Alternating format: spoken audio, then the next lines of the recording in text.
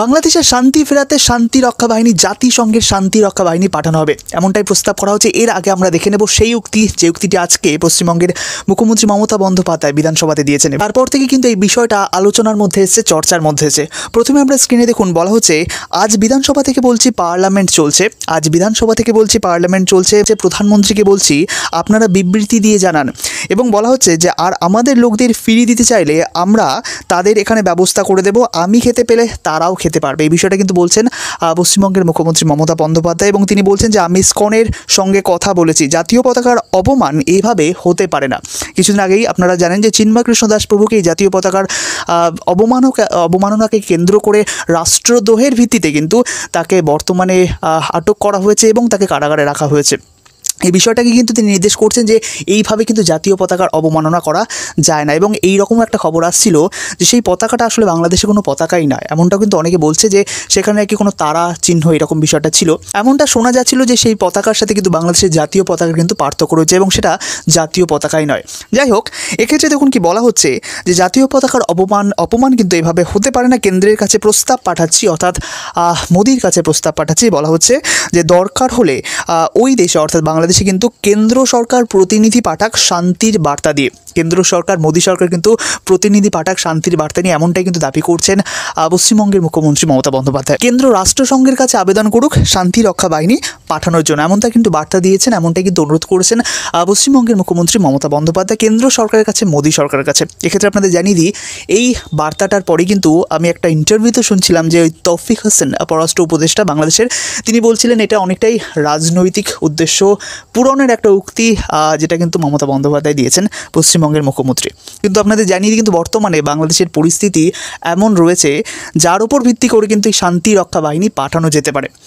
অবশ্যই তিনি কিন্তু এই জল্পনা কল্পনার মধ্যে মুখ্যমন্ত্রী এই যে প্রধানমন্ত্রীকে যে অনুরোধ করেছেন মমতা বন্দ্যোপাধ্যায়, যে এই কথাগুলো বলেছেন, এটা কিন্তু তিনি জল্পনা কল্পনা বা হাওয়ায় হাওয়ায় যেটা কিন্তু এই বাংলাদেশের বিভিন্ন উপদেষ্টারা করে থাকেন সেরকম কিন্তু না। অবশ্যই এরকম কিন্তু পরিস্থিতি তৈরি হয়েছে। অবশ্যই আপনাদের জানিয়ে দেবো কী কী পরিস্থিতিতে একটা দেশে এই জাতিসংঘে শান্তিরক্ষা বাহিনী পাঠানো যেতে পারে। আপনারা স্ক্রিনে ফলো করুন। প্রথমেই দেখুন যে পরিস্থিতির কথা বলা হচ্ছে সেটা হচ্ছে যুদ্ধবিরতি লঙ্ঘন। এক্ষেত্রে দেখুন বলা হচ্ছে যদি কোনো দেশে যুদ্ধবিরতি চুক্তি লঙ্ঘিত হয় জাতিসংঘের শান্তি বাহিনী কিন্তু পাঠানো যেতে পারে। এক্ষেত্রে উদাহরণ দেখুন, বলা হচ্ছে সিরিয়ার গৃহযুদ্ধের সময় জাতিসংঘের পর্যবেক্ষক মিশন কিন্তু যুদ্ধ বিরতি তদারকির জন্য পাঠানো হয়েছিল। তো এই পরিস্থিতিতে কিন্তু জাতিসংঘের শান্তিরক্ষী বাহিনী পাঠানো যেতে পারে, যেটা কিন্তু এখনও ঘটেনি বাংলাদেশের জন্য। সেকেন্ড যে বিষয়টা পরিস্থিতি দেখুন, এই পরিস্থিতিটা কিন্তু বাংলাদেশে আছে কিনা দেখুন। বলা হচ্ছে শান্তি চুক্তির বাস্তবায়ন। বলা হচ্ছে যখন কোনো দেশ শান্তি চুক্তির স্বাক্ষরিত হয়, কোনো দেশে শান্তি চুক্তি স্বাক্ষরিত হয় এবং তখন এই চুক্তির বাস্তবায়ন তদারকি করার জন্য কিন্তু জাতিসংঘের এই শান্তিরক্ষী বাহিনী কিন্তু পাঠানো যেতে পারে। উদাহরণ দেখুন দক্ষিণ সুদানের একটা বলা হচ্ছে। তো এই পরিস্থিতি যদি তৈরি হয় তাহলেও কিন্তু শান্তিরক্ষী বাহিনী পাঠানো যেতে পারে। এইরকম পরিস্থিতি হয়েছে কিনা সেটা আপনারা বলুন। এবং নেক্সট দেখুন, যেটা কিন্তু অবশ্যই এই পরিস্থিতি হয়েছে বাংলাদেশে এবং এই পরিস্থিতির উপর ভিত্তি করে জাতিসংঘে শান্তিরক্ষী বাহিনী পাঠানো যেতে পারে এই ইউনুসের দেশে, বর্তমানে এই অন্তর্বর্তী সরকারের দেশে, এই বাংলাদেশে। এবং সেক্ষেত্রে দেখুন বলা হচ্ছে মানবিক সংকট। যদি কোনো দেশে, আপনারা খেয়াল করুন, বলা হচ্ছে যদি কোনো দেশে বড় আকারের মানবিক সংকট ঘটে, যেমন গণহত্যা, ব্যাপক মানবাধিকার লঙ্ঘন, তখন কিন্তু জাতিসংঘের শান্তিরক্ষী বাহিনী পাঠানো যেতে পারে। উদাহরণ দেখুন, এখানে বলা হচ্ছে রোয়ান্ডার কথা। রোয়ান্ডার যে গণহত্যার সময় জাতিসংঘের মিশন পাঠানো হয়েছিল।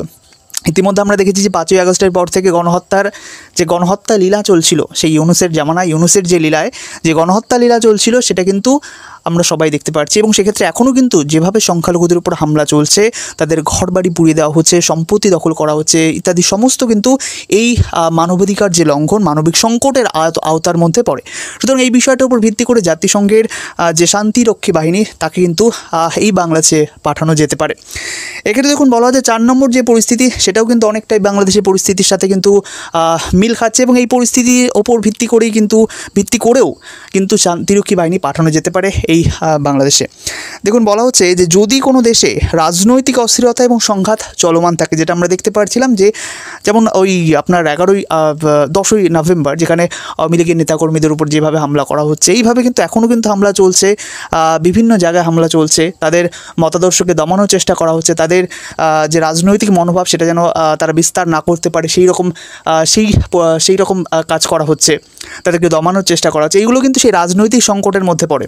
সুতরাং এই বিষয়টার উপর ভিত্তি করে, এই পরিস্থিতির উপর ভিত্তি করেও কিন্তু বর্তমানে যে এই বাংলাদেশ কিন্তু জাতিসংঘের এই শান্তিরক্ষী বাহিনীকে পাঠানো যেতে পারে। সুতরাং দেখুন দুটো পরিস্থিতির দুটোই কিন্তু রয়েছে এই ইউনুস সৃষ্ট এই বাংলাদেশে। এবং দেখুন পঞ্চমে বলা হচ্ছে যে সার্বভৌমত্ব রক্ষা। এক্ষেত্রে বলা হচ্ছে যদি কোনো দেশ তার সার্বভৌমত্ব রক্ষা করতে অক্ষম হয় এবং আন্তর্জাতিক সম্প্রদায়ের সহায়তার প্রয়োজন হয়, সেক্ষেত্রে কিন্তু জাতিসংঘের শান্তিরক্ষী বাহিনী সেই দেশের সার্বভৌমত্ব রক্ষার জন্য তাদের বাহিনীকে সেখানে পাঠাতে পারে। তো দেখুন এই যে পরিস্থিতি, আরও কিছু পরিস্থিতি রয়েছে এখানে, গুরুত্বপূর্ণ কিছু পরিস্থিতির কথাই উল্লেখ করা হলো। তো এই পরিস্থিতির মধ্যে অনেক পরিস্থিতি কিন্তু যে দুটো আমরা দেখলাম, মানবিক সংকট, রাজনৈতিক সংকট, এগুলো কিন্তু এই বর্তমানে বাংলাদেশে রয়েছে। সুতরাং ওই মুখ্যমন্ত্রী মমতা বন্দ্যোপাধ্যায়, তৌফিক হাসান যে বলেছিলেন যে রাজনৈতিক উদ্দেশ্য সিদ্ধি করার জন্য মুখ্যমন্ত্রী মমতা বন্দ্যোপাধ্যায় এমন বক্তব্য দিচ্ছেন, কিন্তু আদতে না, এইরকম পরিস্থিতি কিন্তু বর্তমানে বাংলাদেশে রয়েছে, যার উপর ভিত্তি করে কিন্তু জাতিসংঘের এই শান্তিরক্ষা বাহিনীকে বাংলাদেশে পাঠানো যেতে পারে।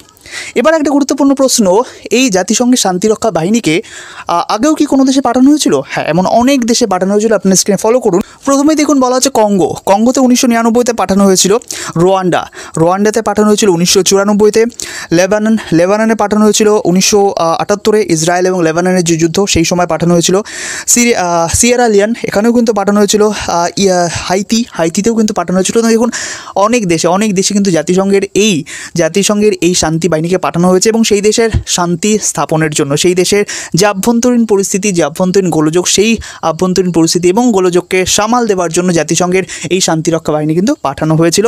এমন কিন্তু বহু উদাহরণ, ভুরি উদাহরণ কিন্তু রয়েছে। এক্ষেত্রে আপনারা দেখুন, যদি জাতিসংঘের এই শান্তিরক্ষী বাহিনী বাংলাদেশে যায় তাহলে কিন্তু কিভাবে তারা যাবে। দেখুন প্রথমেই কিন্তু তারা সংঘাত এবং সংকট সেটাকে কিন্তু নির্ধারণ করবে, সেটাকে শনাক্তকরণ করবে যে কোথায় সংকট রয়েছে, কোথায় গলদ রয়েছে, সেটাকে কিন্তু আগে খুঁজে বার করবে। তারপর দেখুন বলা হচ্ছে প্রাথমিক পর্যালোচনা করবে, জাতিসংঘের বিভিন্ন যে সদস্য রয়েছে স্থায়ী অস্থায়ী সদস্যদের সাথে আলোচনা করবে। দেখুন তারপর বলা হচ্ছে ম্যান্ডেট প্রণয়ন করবে। তারপর বলা হচ্ছে সদস্য রাষ্ট্র থেকে সমর্থন গ্রহণ করবে। আপনারা জানেন যে সমর্থন ছাড়া কিন্তু জাতিসংঘের স্থায়ী অস্থায়ী সদস্যের সমর্থন ছাড়া কিন্তু এই কাজ করা যায় না। এবং সেক্ষেত্রে দেখুন জাতিসংঘের কিন্তু নিজস্ব কোনো রকম স্থায়ী সৈন্যবাহিনী নেই। এক্ষেত্রে যদি শান্তিরক্ষী বাহিনী বাংলাদেশে পাঠায় তাহলে কিন্তু অবশ্যই সমস্ত দেশের যে সৈন্যরা নিয়েই কিন্তু এই শান্তিরক্ষী বাহিনী তৈরি করে পাঠাতে হবে এবং সেক্ষেত্রে কিন্তু অর্থও কিন্তু জাতিসংঘের সদস্য দেশগুলোকে ব্যয় করতে হবে। নেক্সট দেখুন বলা আছে তহবিল সংগ্রহ, যেটা আমি বললাম, জাতিসংঘের সদস্য রাষ্ট্রগুলো কিন্তু যদি এখানে বাংলাদেশে আপনার শান্তিরক্ষা বাহিনী পাঠায়, সুতরাং সেক্ষেত্রে তারা সেই অনুসারে তহবিল গঠন করবে এবং প্রস্তুতি ও প্রশিক্ষণ দিয়ে কিন্তু এই ইউনুস সরকারের যে কার্যক্রম রয়েছে সেই কার্যক্রমটাকে ঠিক করার জন্য, পরিস্থিতিকে সামাল দেওয়ার জন্য কিন্তু অবশ্যই আসবে। তো আজকের প্রতিবেদন এই পর্যন্তই, ছোট্ট ইনফরমেশন আপনাদের দেওয়া ছিল। এই বিষয়ে আপনার মতামত অবশ্যই কমেন্ট সেকশনে জানাবেন যে ইউনুস সরকার আমলে বর্তমানে বাংলাদেশের অবস্থা আপনার মতে কেমন হয়েছে। এর সাথে অবশ্যই জানাবেন যে এই ইউনুস সরকার বাংলাদেশে বর্তমানে যে পরিস্থিতি তৈরি করছে সেই পরিস্থিতিতে কিন্তু জাতিসংঘের এই শান্তিরক্ষী বাহিনী জাতিসংঘের এই শান্তিরক্ষা বাহিনীকে বাংলাদেশে প্রবেশ করা উচিত কিনা অবশ্যই এই বিষয়টা কমেন্ট করে জানাবেন। ধন্যবাদ আজকের প্রতিবেদনটি দেখার জন্য। অবশ্যই প্রতিবেদনটি আপনার প্রিয়জনদের সাথে ভাগ করে নেবেন। ধন্যবাদ আজকের প্রতিবেদনটি দেখার জন্য।